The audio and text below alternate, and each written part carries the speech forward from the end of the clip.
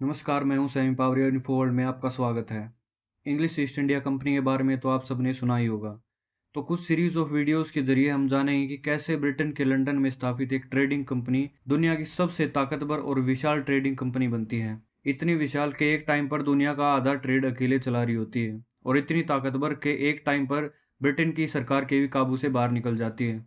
और फिर देखें कि कैसे ब्रिटेन की सरकार इस कंपनी पर धीरे धीरे नए नए रूल्स रेगुलेशंस लगाकर वापस अपना शिकंजा कसती है और उसको काबू कर उसके एडमिनिस्ट्रेशन पर अपना कब्जा कर लेती है।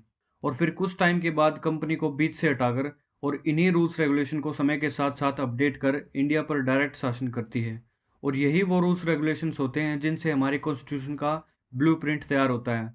यानी हम कह सकते हैं कि ब्रिटिश इंडिया के टाइम पर इंडिया पर शासन करने के लिए बनाए गए ये रूल्स रेगुलेशंस या फिर कहें चार्टर्स या एक्ट्स हमारे कॉन्स्टिट्यूशन का बैकबोन बनते हैं, क्योंकि मोस्ट ऑफ प्रोविजंस या प्रावधान हमारे कॉन्स्टिट्यूशन में कहाँ से लिए गए हैं, इन्हीं के इन चार्टर्स से या एक्ट से ही तो लिए गए हैं। जैसे एग्जाम्पल हम लें federal scheme, office of governor, judiciary, public service commissions, emergency provisions, administrative details, ये सब प्रोविजंस हमने गवर्नमेंट ऑफ इंडिया एक्ट 1935 से बोरो किए हैं। और भी बहुत सारे प्रोविजंस हैं जो हमने ब्रिटेन से बोरो किए हैं, जो आगे हम इन वीडियोस में देखेंगे।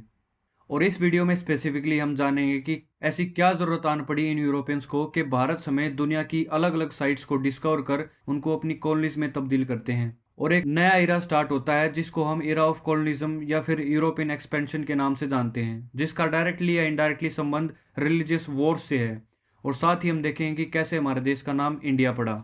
ये हमारी हिस्टोरिकल टाइमलाइन है, और इसमें एक तरफ हम रिलीजन्स को देखेंगे जो वेस्टर्न एशिया और यूरोप की साइड प्रचलित रहे, और एक तरफ एम्पायर्स को देखेंगे। तो चलो वीडियो को स्टार्ट करते हैं और इन सारे इवेंट्स को क्रोनोलॉजिकली देखते हैं। तो अगर हम यूरोप और वेस्टर्न एशिया की तरफ रिलीजन्स की बात करें तो वहाँ मेनली 3 रिलीजन्स प्रचलित रहे हैं, जो कि हैं जुडाइज्म, क्रिश्चियनिटी और इस्लाम। और ये तीनों ही रिलीजन अब्राहमिक और मोनोथिस्टिक रिलीजन हैं। अब्राहमिक से मतलब है कि ये तीनों ही रिलीजन प्रोफेट अब्राहम या फिर अब्राहम के वंशजों द्वारा स्थापित किए गए हैं। जैसे जुडाइज्म खुद प्रोफेट अब्राहम ने स्थापित किया था, और क्रिश्चियनिटी जीसस क्राइस्ट की टीचिंग्स पर बेस्ड है, और इस्लाम प्रोफेट मोहम्मद ने एस्टेब्लिश किया था। और जीसस क्राइस्ट और प्रोफेट मोहम्मद दोनों ही अब्राहम के वंशजों में से ही एक थे। और मोनोथिस्टिक से मतलब है कि जो सिर्फ एक ही गॉड को मानते हो, और पॉलीथिस्टिक रिलीजन वो होता है जिसमें बहुत सारे गॉड्स को मानते हो। जैसे हिंदू एक पॉलीथिस्टिक रिलीजन है जिसमें बहुत सारे गॉड्स हैं। इनफैक्ट अब्राहमिक रिलीजन से पहले मोस्टली सब जगह पॉलिथिस्टिक रिलीजन ही होते थे। जैसे एंशिएंट इजिप्टियन, मेसोपोटामियन, ग्रीस या फिर रोम, किसी की भी बात कर लो, इनमें अब्राहमिक रिलीजन आने से पहले यहाँ भी पॉलिथिस्टिक रिलीजन्स ही होते थे जिनमें बहुत सारे गॉड्स को मानते थे लोग। तो अगर हम ओल्डेस्ट रिलीजन की बात करें तो वो सनातन धर्म है, और अगर ओल्डेस्ट मोनोथिस्टिक रिलीजन की बात करें तो वो जुडाइज्म है। तो 20th और 18th सेंचुरी बीसी मतलब 2000 से 1801 बीसी के बीच किसी टाइम पर प्रोफेट अब्राहम जेरूसलम में जुडाइज्म धर्म की स्थापना करते हैं, और जुडाइज्म के फॉलोअर्स को जूस कहते हैं, और इनकी होली बुक है तोरा। और इसके 1000 साल बाद 1000 बीसी के आसपास जूइश का किंग होता है डेविड, जिसका बेटा सोलोमन ज्यूस का पहला टेम्पल बनवाता है जेरूसलम में। और डेविड को इस्लाम में दाऊद कहते हैं। और द स्टार ऑफ डेविड जो कि जुडाइज्म का सिंबल है, ये किंग डेविड से ही एसोसिएटेड है, और यही सिंबल इजराइल के फ्लैग में भी डिपिक्टेड है। वैसे ज्यूस को काफी स्मार्ट और इंटेलिजेंट माना जाता है। अगर मैं आपको कुछ फेमस पर्सनैलिटीज के नाम बताऊं तो जैसे गूगल के फाउंडर सर्गे ब्रिन और लैरी पेज, फेसबुक के founder Mark Zuckerberg, Oracle founder Larry Ellison, Karl Marx, Albert Einstein, Niels Bohr, ये सब ज्यूस हैं। 587 बीसी में बेबीलोनियंस इस टेम्पल को डिस्ट्रॉय कर देते हैं, और 516 बीसी में वहीं पर दूसरा टेम्पल बनाया जाता है, और इसको इन फ्यूचर एक्सटेंड करने के लिए चारों ओर खाली जमीन भी छोड़ी जाती है, और इस पूरे कैंपस के चारों ओर ऊंची ऊंची वॉल्स भी बनाई जाती हैं प्रोटेक्शन के लिए, और इस पूरे कैंपस को टेम्पल माउंट कहते हैं। बट 70 एडी में इस टेम्पल को रोमन्स डिस्ट्रॉय कर देते हैं, और उसके बाद इनने कोई टेम्पल नहीं बनाया। इनका मानना है कि इनका मसीहा आएगा और वही तीसरा टेम्पल उसी जगह पर बनाएगा। और मैंने आपको बताया था कि इस कैंपस की 4 दीवारी की गई थी, तो जो वॉल टेम्पल के वेस्ट में पड़ती थी वो टेम्पल के डिस्ट्रक्शन के दौरान बच गई थी, और वहां पर ज्यूस इस वॉल को टच करके इनके दोनों टेम्पल्स के तोड़े जाने का दुख मनाते हैं, मौन करते हैं, रोते हैं, इसलिए इसको वेलिंग वॉल भी कहते हैं, और इसलिए ये ज्यूस का होलीएस्ट प्लेस माना जाता है। 6th सेंचुरी बीसी में वैदिक काल का अंत आते आते इंडियन सबकॉन्टिनेंट के नॉर्थ में 16 महाजनपद का उदय होता है और फिर एक दूसरे पर अपनी सॉवरेनिटी स्थापित करने के लिए इनमें आपस में ही स्ट्रगल चलता है, जिसमें फाइनली मगध स्ट्रॉन्गेस्ट निकलकर सामने आता है और बाकी के सभी महाजनपद पर जीत हासिल कर उन पर अपनी सॉवरेनिटी स्थापित करता है और इस तरीके से मगध साम्राज्य का उदय होता है। और इस इंसिडेंट के बाद मगध में जो पहली डायनेस्टी स्थापित होती है वो होती है हर्यक्का डायनेस्टी, जो कि 544 बीसी में स्थापित होती है, जिसका संस्थापक होता है बिंबिसारा। शायद इसके बारे में तो आप सबने सुना ही होगा। और इसी दौरान 550 बीसी के आसपास सिंधु नदी के पार वेस्ट में पर्शियन एम्पायर का उदय होता है, जिसको हम अचामेनिड एम्पायर या फिर ईरानियन एम्पायर के नाम से भी जानते हैं, जिसका संस्थापक होता है साइरस द ग्रेट, जो कि 539 बीसी में नॉर्थ वेस्टर्न पाकिस्तान में हिंदू कुश तक कब्जा कर लेता है। और इसको पर्शियन एम्पायर क्यों कहते हैं? क्योंकि ईरान में एक प्रोविंस था जिसको फारस, पारस, पर्सीज और पर्शिया जैसे अलग अलग नामों से जाना जाता था, इसलिए यहाँ के लोगों को पर्शियंस या फारसी कहते थे, पर्शिया या फारस में रहने वाले लोग। और आपको बताना है कि इसका नाम ईरान कैसे पड़ा। और फिर साइरस के बाद पर्शिया का रूलर डेरियस वन आता है, जो कि 518 बीसी में इंडिया के नॉर्थ वेस्ट में काम्बोज तक कब्जा कर लेता है। काम्बोज जो कि 16 महाजनपदों में से ही एक महाजनपद होता है, जो कि सिंधु नदी के पार वेस्ट में पाकिस्तान में पड़ता था। तो एक तरीके से सिंधु नदी भारत और पर्शियन एम्पायर के बीच बॉर्डर का काम करती थी और ये पर्शियन लोग सह को है बोलते थे और इसीलिए वे सिंधु नदी को हिंदू बोलते थे, जिससे हमारे देश में रहने वाले लोगों को हिंदूस कहा गया। और ऐसे ही फिर हमारे देश का नाम हिंदुस्तान भी पड़ा, मतलब हिंदुओं का स्थान हिंदुस्तान, और इसीलिए हिंदुओं की भाषा का नाम पड़ा हिंदी। और फिर आते हैं ग्रीक्स, जो कि अलेक्जेंडर की लीडरशिप में पर्शिया को जीत लेते हैं और जीतते जीतते सिंधु नदी को क्रॉस कर झेलम और चेनाब के बीच बसे पूर्व एम्पायर को भी 326 बीसी में बैटल ऑफ वितस्ता में जीत लेते हैं, जिसका एम्परर पोरस होता है। और इसी युद्ध के बाद अलेक्जेंडर यहाँ 2 नई सिटीज का निर्माण करवाता है, जिनमें एक होती है बुकाफेलस, जो कि इसके चहीते घोड़े के नाम पर बनाई जाती है, जिसकी डेथ इसी युद्ध के दौरान हो गई थी। और दूसरी सिटी होती है निकाला, जिसका मतलब होता है विक्टोरियस।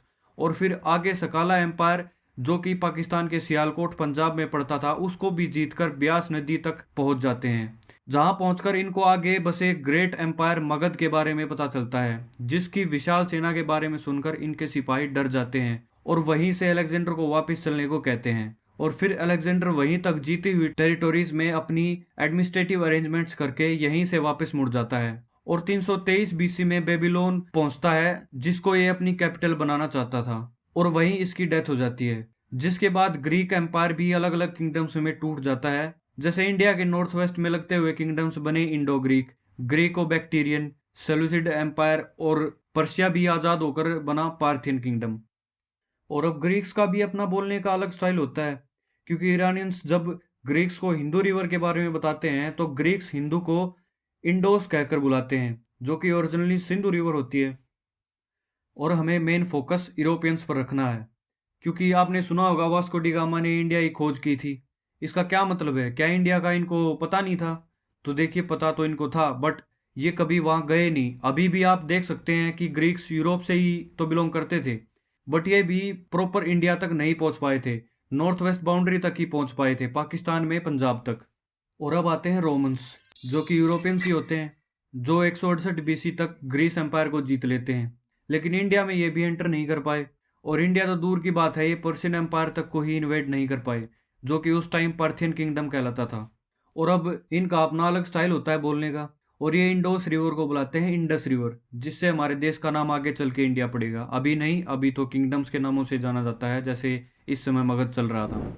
और इसी दौरान 114 बीसी में चाइना की हान डायनेस्टी अपने सिल्क को वेस्ट में एक्सपोर्ट करने के लिए एक ट्रेड रूट तैयार करवाती है, जिसको हम सिल्क रूट के नाम से जानते हैं। और इसी रूट से ईस्ट और वेस्ट के बीच, या फिर कहें एशिया और यूरोप के बीच कनेक्शन बनता है।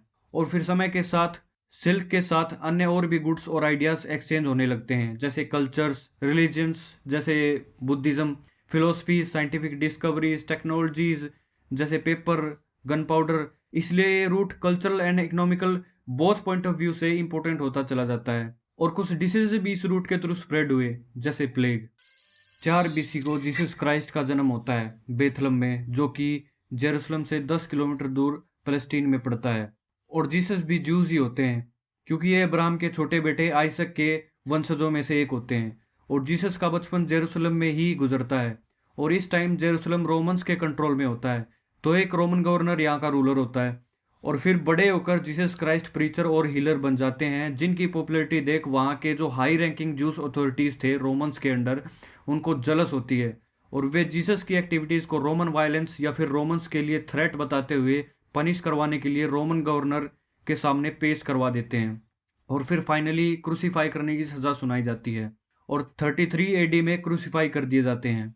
जिसके बाद क्रिश्चियनिटी धर्म की शुरुआत हुई और क्रिश्चियंस जूस से अलग हो गए और क्रिश्चियंस जूस को जीसस के क्रूसिफिकेशन का जिम्मेवार ठहराते हैं, जिसकी वजह से क्रूसेड्स और वर्ल्ड वार के दौरान लाखों जूस की हत्याएं की गई, जिसमें हिटलर के द्वारा अंजाम दिया गया होलोकॉस्ट इंसिडेंट तो आपने सुना ही होगा। 305 एडी में कॉन्स्टेंटाइन रोम का नया एम्परर बनता है, जो बाइजेंटीन की कैपिटल बाइजेंटियम का नाम बदलकर कॉन्स्टेंटिनोपोल रखवा देता है। 312 एडी में कॉन्स्टेंटाइन आसमान में क्रॉस का विजन देखने के बाद क्रिश्चियनिटी में कन्वर्ट हो जाता है और पहला क्रिश्चियन एम्परर कहलाता है। और जेरूसलम में जहाँ पर जीसस को क्रूसिफाई और बरी किया गया था और वहीं पर तीसरे दिन जीसस का रेसरेक्शन भी हुआ था, मतलब तीसरे दिन जीसस फिर से जिंदा हो गए थे, क्योंकि कहा जाता है कि तीसरे दिन वहां से जीसस की बॉडी गायब हो गई थी। और क्रिश्चियंस के अकॉर्डिंग फिर से जिंदा होने से मतलब है कि वे जीवन मृत्यु और पाप पुण्य जैसे बंधनों पर विजय हासिल कर लेते हैं और इस दिन को क्रिश्चियंस ईस्टर फेस्टिवल के रूप में मनाते हैं। और ये भी कहा जाता है कि रिजरेक्शन के बाद 40 दिन तक जीसस धरती पर रहते हैं, फिर हेवंस में चले जाते हैं। तो इसी साइट पर जहाँ ये तीनों इवेंट्स हुए 335 एडी में कॉन्स्टेंटाइन यहाँ चर्च का निर्माण करवाता है, जिसको द चर्च ऑफ होली सेपल्कर कहते हैं, जो कि फिर क्रिश्चियनिटी का होलीस्ट प्लेस बनता है। 380 एडी में Roman emperor Theodosius I Christianity को ऑफिशियली रोम का रिलीजन डिक्लेयर करवा देता है और ये यूनिफाइड रोम का लास्ट एम्परर होता है, क्योंकि इसके बाद 395 एडी में रोमन एम्पायर दो हिस्सों में बढ़ जाता है, वेस्टर्न और ईस्टर्न रोमन एम्पायर। और ईस्टर्न रोमन एम्पायर को बाइजेंटीन एम्पायर के नाम से भी जाना जाता है और वेस्टर्न रोमन एम्पायर 476 एडी में ही टूटकर अलग अलग किंगडम्स में बढ़ जाता है। बट बाइजेंटीन अभी आगे और 1000 साल तक टिका रहेगा, 1453 एडी तक, जब 1453 एडी में ओटोमान एम्पायर इसको कॉन्कर कर लेगा। चलिए एक नज़र सिल्क रूट पर भी डाल लेते हैं। सिल्क रूट जो 114 बीसी में एस्टेब्लिश हुआ था और उस टाइम पर वो सिर्फ लैंड रूट तक सीमित था, लेकिन इस टाइम तक वो लैंड और सी दोनों रूट्स पर विस्तार कर चुका था, जो साउथ ईस्ट एशिया को चाइना से कनेक्ट करता था, फिर आगे इंडियन सबकॉन्टिनेंट से होकर पर्शियन एम्पायर और अरब से होते हुए बाइजेंटीन तक जाता था, जिसके बाद फिर वेस्टर्न यूरोप तक गुड सप्लाई होता था। अभी चलते हैं इस्लाम पर। तो 570 एडी में मक्का में प्रोफेट मोहम्मद का जन्म होता है और मोहम्मद भी जूस ही होते हैं, क्योंकि ये अब्राहम के बड़े बेटे इस्माइल के वंशजों में से एक होते हैं। और फिर कहा जाता है कि 610 एडी में एक दिन जब मोहम्मद एक केव में बैठकर मेडिटेट कर रहे थे, तो एंजल गैब्रियल इनके पास गॉड का मैसेज लेकर आती है और इनको बताती है कि अल्लाह ही गॉड है। और ऐसे ही एंजल गैब्रियल मोहम्मद के पास अल्लाह की टीचिंग्स लेके आती रही, जिनको मोहम्मद लिखते लिखते इस्लाम की होली बुक कुरान कंपाइल करते हैं और मक्का में लोगों को प्रीच करने लग जाते हैं। लेकिन बाकी मैकन ट्राइब्स जो यहाँ के और गॉड्स को मानते थे, वे इनका विरोध करते हैं और सिचुएशन इतनी वर्स्ट हो जाती है कि जो भी इस्लाम में कन्वर्ट होता उसको प्रोसिक्यूट कर दिया जाता था। और इसी दौरान 621 एडी में एक रात एंजल गैब्रियल प्रोफेट मोहम्मद को एक सुपरनेचुरल क्रिएचर बुराक पर सवार कर मक्का से जेरूसलम में टेंपल माउंट लेकर जाती हैं, जहां प्रोफेट मोहम्मद प्रेयर्स करते हैं और फिर उसी क्रिएचर पर सवार होकर हेवंस की यात्रा करते हैं, जहां गॉड इनको इंस्ट्रक्शंस देते हैं कि जो भी इनके फॉलोअर्स अभी तक जेरूसलम की तरफ फेस करके नमाज अदा करते हैं, अब वो मक्का में काबा की तरफ फेस करके नमाज अदा करना शुरू कर दें। और इसके बाद प्रोफेट मोहम्मद उसी रात वापस मक्का पहुंच जाते हैं और इसी इवेंट को इस्लाम में द नाइट जर्नी के नाम से जाना जाता है। और अभी तक जेरूसलम की तरफ फेस करके नमाज अदा क्यों करते हैं? क्योंकि जेरूसलम में प्रोफेट मोहम्मद के पूर्वज अब्राहम और उनके बेटे इस्माइल रहते थे, इसलिए। और मक्का में ऐसे ही इस्लाम के फॉलोअर्स के प्रोसिक्यूशंस के चलते प्रोफेट मोहम्मद को मक्का छोड़कर मदीना जाना पड़ता है। और फिर 629 एडी में मदीना में बहुत सारे फॉलोअर्स जुटाकर गॉड की इंस्ट्रक्शंस के मुताबिक प्रोफेट मोहम्मद मदीना से मक्का में काबा की तीर्थ यात्रा के लिए निकल पड़ते हैं और मक्का को कॉन्कर कर 7 बार काबा की परिक्रमा करते हैं और उसमें जड़े ब्लैक स्टोन को टच करके काबा को इस्लाम का सबसे पवित्र स्थान घोषित करते हैं। और इस तरह प्रोफेट मोहम्मद इस्लाम धर्म स्थापित करते हैं और ये काबा प्रोफेट मोहम्मद के एंसेस्टर्स अब्राहम और उनके बेटे इस्माइल ने मिलकर बनाया था और इन्होंने ही इसमें ब्लैक स्टोन को जड़ा था, जो कि काबा की परिक्रमा करने का स्टार्टिंग पॉइंट चुनने के लिए जड़ा गया था। और मुस्लिम्स का मानना है कि ये पत्थर हेवन से मीटोराइट की फॉर्म में वहां आकर गिरा था, जो कि ओरिजिनली वाइट था। बाद में पिलग्रिम्स के बार बार टच करने और किस करने से उनके पाप धुल जाने की वजह से ये ब्लैक स्टोन ब्लैक होता चला गया। और फिर 632 एडी में तबीयत खराब पड़ने की वजह से मदीना में प्रोफेट मोहम्मद की डेथ हो जाती है। तो अगर इस्लाम के होली प्लेसेस की बात करें तो इस्लाम का सबसे पवित्र स्थान मक्का में स्थित काबा है, और दूसरा सबसे पवित्र स्थान है मदीना में स्थित अल मस्जिद अन नबावी, जो कि खुद प्रोफेट मोहम्मद ने बनवाई थी, इसलिए इसको प्रोफेट्स मॉस्क भी कहते हैं। और यहीं पर प्रोफेट मोहम्मद को बरी भी किया गया था, जिसकी वजह से ये इस्लाम का दूसरा सबसे पवित्र स्थान है। और तीसरा सबसे पवित्र स्थान है जेरूसलम के टेम्पल माउंट में स्थित अल-अक्सा मस्जिद। ये मस्जिद प्रोफेट मोहम्मद के गुजर जाने के कई साल बाद 705 एडी में इनके फॉलोअर्स ने बनाई थी, और ये उसी जगह बनी है जहाँ से प्रोफेट मोहम्मद ने हेवेंस की यात्रा की थी। और अब अगर तीनों धर्मों के मतभेदों की बात करें तो जूस की जो होली साइट है टेम्पल माउंट, जिसमें इनके दोनों टेम्पल्स के रिमेन्स बचे थे, उस पूरे कैंपस जिसको जूस टेम्पल माउंट कहते हैं और मुस्लिम्स हराम इस शरीफ और अल-अक्सा कंपाउंड कहते हैं, क्योंकि अब उस पर मुस्लिम्स का कंट्रोल है, जहां पर मुस्लिम्स ने अल-अक्सा मस्जिद बनाई हुई है और इनके दोनों टेम्पल्स के रिमेन्स के ऊपर अपना होली गुम्बद बनाया हुआ है। और जूस के पास अब बस इसकी वेस्टर्न वॉल ही बची है। और क्रिश्चियंस कहते हैं कि जीसस क्राइस्ट ही गॉड है, और जूस को जीसस के क्रूसिफिकेशन का जिम्मेवार ठहराते हैं। और जूस का मानना है कि गॉड किसी भी स्ट्रक्चर, बॉडी या पिक्चर की फॉर्म में नहीं है, जैसे क्रिश्चियनिटी में जीसस को गॉड मानते हैं। इनफैक्ट इनका मानना है कि गॉड का कोई रूप नहीं है।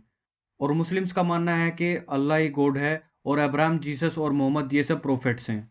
तो इन सब विवादों और मतभेदों के चलते इनमें आपस में ही स्ट्रगल शुरू हो जाता है।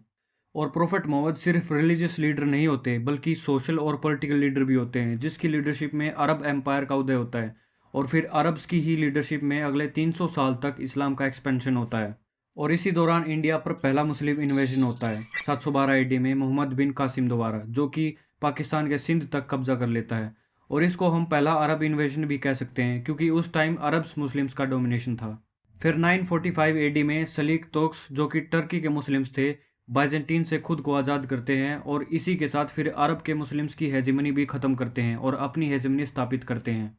जिसके बाद 1001 एडी में मोहम्मद गजनवी द्वारा इंडिया पर पहला तुर्क मुस्लिम इन्वेजन होता है, जिसके बाद ये 1027 एडी तक 17 बार इंडिया को इन्वेड करता है, जिनमें से सबसे ज़्यादा फेमस है 1025 एडी में किया गया सोमनाथ टेम्पल इन्वेजन, जो कि गुजरात में सौराष्ट्र या कथिवार के कोस्ट पर स्थित है।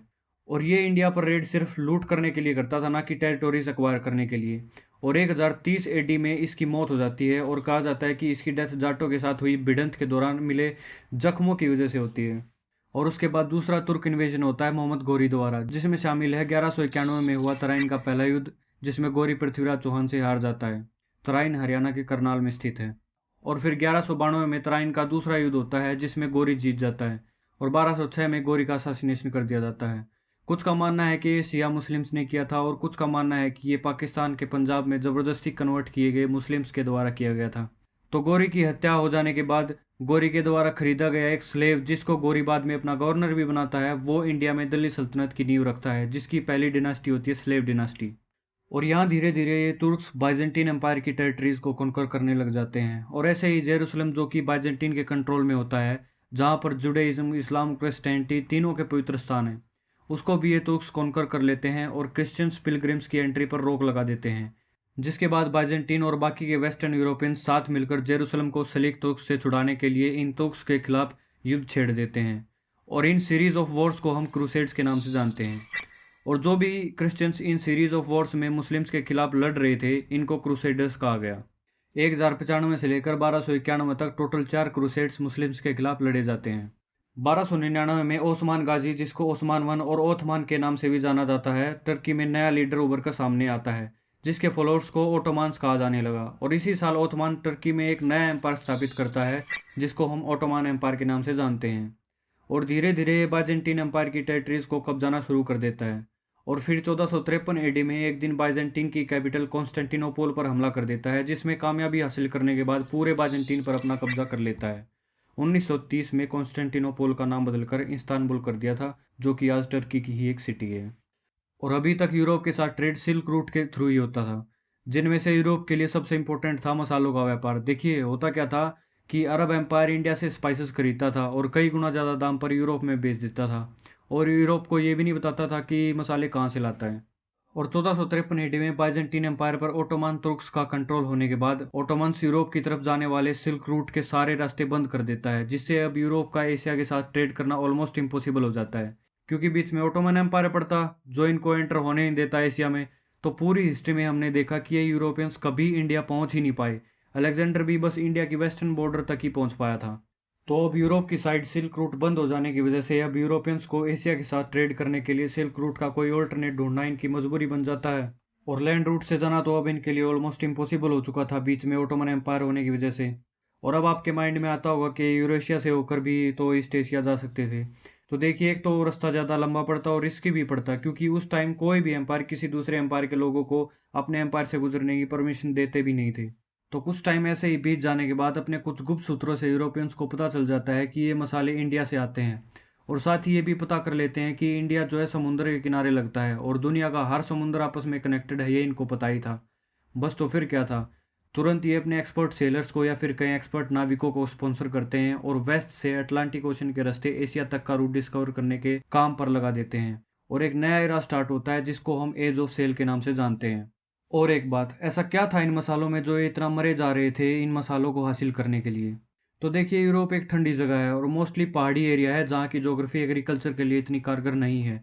तो ये मोस्टली मीट ही खाने वाले लोग होते हैं और हर दूसरे दिन इनको फ्रेश मीट लाना पड़ता था, क्योंकि 1 या 2 दिन बाद ही इनका स्पेयर बचा हुआ मीट खराब हो जाता।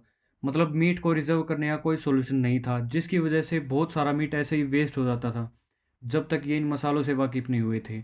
और जब इनको ये मसाले मिले और इन्होंने अपने बचे हुए मीट पर इन मसालों का लेप लगा कर देखा, तो इन्होंने पाया कि जो मीट अभी तक दूसरे ही दिन खराब हो जाता था वो अब 2-2 हफ्तों तक ऐसे का ऐसे रहता था। तो यही वो वजह थी जिससे ये मसाले इनके लिए इतने इंपॉर्टेंट थे।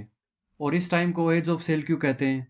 देखिए, एक टर्म होता है कैबोटेज या फिर कहीं पिलोटेज, जिसका मतलब होता है जहां हम रहते हैं उसी के आसपास कुछ किलोमीटर दूर तक सेलिंग करना, या फिर कहीं कोस्ट के आसपास तक ही सेलिंग करना, या फिर जिस जगह से हम वाकिफ हों कोई भी नॉन जगह पर सेलिंग करना। और एक टर्म होता है नेविगेशन, जिसका मतलब होता है किसी भी unknown out of site of land, मतलब जहां दूर दूर तक सिर्फ पानी ही पानी दिखाई पड़ता हो, धरती का नामो निशान ना दिखाई पड़ता हो, वहां सेलिंग करने को नेविगेशन कहते हैं। आसान भाषा में समझे तो देखिए, एक होता है सी मतलब सागर और एक होता है ओशन मतलब महासागर। तो अभी तक ये मोस्टली सीज में ही सेलिंग करते थे, और अगर ओशन में भी सेलिंग करते थे तो ज़्यादा दूर तक नहीं करते थे, सिर्फ कोस्ट के आसपास तक ही करते थे। तो अभी तक ये सिर्फ पिलोटेड सेलिंग करते थे, ना कि नाविगेशन। और मोस्टली इनकी पिलोटेड सेलिंग भी मेडिटेरियन सी में ही होती थी।